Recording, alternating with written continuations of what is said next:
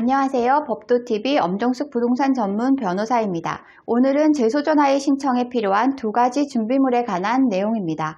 초보 건물주들은 재소전하의 신청을 두고 혼란을 겪는 일이 자주 발생합니다.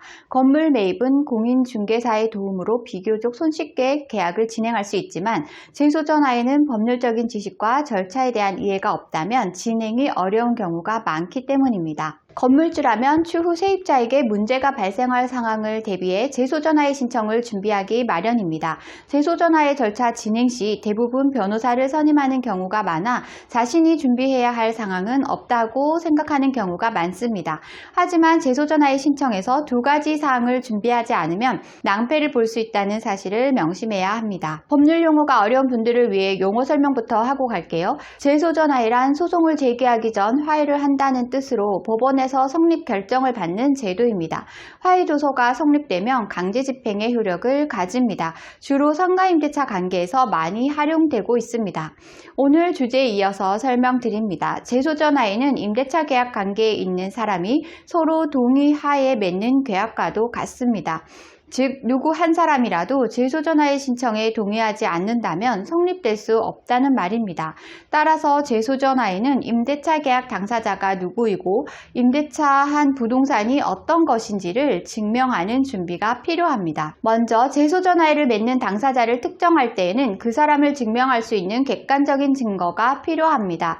대표적으로 인감을 들 수 있습니다. 재소전하에는 건물주가 강제로 신청할 수 있는 절차가 아니기 때문에 법원에서는 당사자의 의지로 재소전하를 신청했는지를 판단할 때 인감이 중요한 요소가 되는 것입니다. 그렇다면 법원에서는 왜 본인 확인에 까다로운 기준을 세운 것일까요? 재소전하의 도서는 집행력이 있어서 추후 세입자의 위법 행위에 대해 강제집행을 진행할 수 있습니다. 다만 강제집행과 무관한 사람에게 혹여 피해가 갈 수 있기 때문에 당사자 특정이 중요한 것입니다. 재소전하의 신청에서 또 다른 중요한 사항에는 임대차 목적물 특정이 있습니다. 임대차 목적물의 특정은 주로 도면을 활용하는데 이 역시 강제집행 시 중요한 역할을 합니다. 강제집행 시 당사자가 다르다면 집행이 불가능한 것처럼 임대차 목적물이 계약서상과 다르다면 집행 절차가 어렵기 때문입니다. 가령 도면 특정이 없이 계약서상에 세입자가 임차한 목적물이 3층이라고만 명시한 경우가 있습니다. 이 경우 집행관이 현장을 방문했을 때 3층이 두 개 호실로 나뉜 상황이라면 강제집행을 진행할 수 없습니다. 잘못을 저지른 세입자는 3층 1호실 세입자인데 2호실도 집행 절차를 진행한다면 자칫 무고한 세입자가 피해를 볼 수 있기 때문입니다. 따라서 도면을 제출할 때에도 세입자가 한 층 전체를 임차했는지 일부만 임차했는지 실제 점유하고 있는 범위를 정확히 특정해야 추후 위반 사항 발생 시 집행 절차에 문제가 없습니다. 한편 모든 사항을 잘 준비한 경우라도 주의해야 할 점은 남아 있습니다. 재소전하의 성립의 마지막 관문인 화해 기일을 잘 준수해야 한다는 점입니다. 최근에는 변호사를 선임해 대리 출석하는 경우가 많아 큰 문제가 발생하지 않고 있지만 다만 변호사를 선임하지 않고 진행하는 경우가 종종 있어 경제적 시간 여유가 없는 세입자는 화해 기일을 준수하지 못하는 사례가 많이 있습니다.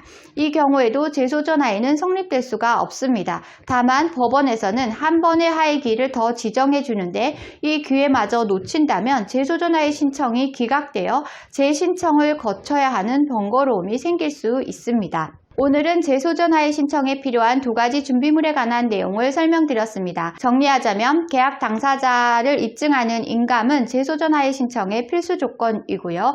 임대차 목적물의 특정을 위해 도면이 필요할 수 있습니다. 재소전하의 성립의 마지막 관문인 화해 기일을 잘 준수해야 합니다. 오늘 주제와 관련된 문의사항이나 재소전하에 관련 문의사항이 있으신 분들은 홈페이지에 문의사항을 남겨주시면 바로 답변 드리고 있는데요. 홈페이지는 네이버에서 엄정숙 변호사의 재소전하를 검색하시면 쉽게 찾으실 수 있습니다. 홈페이지에 접속하시면 상단 우측에 인터넷 무료 상담 메뉴가 보이실 텐데요. 파란색으로 체크된 부분은 명확하게 정보를 입력해 주시고 본문에 궁금한 내용을 입력해 주시면 바로 답변 드리겠습니다. 오늘은 여기까지 설명해 드렸고요. 다음에 더 좋은 부동산 법률 정보로 찾아뵙겠습니다. 저는 엄정숙 부동산 전문 변호사였습니다.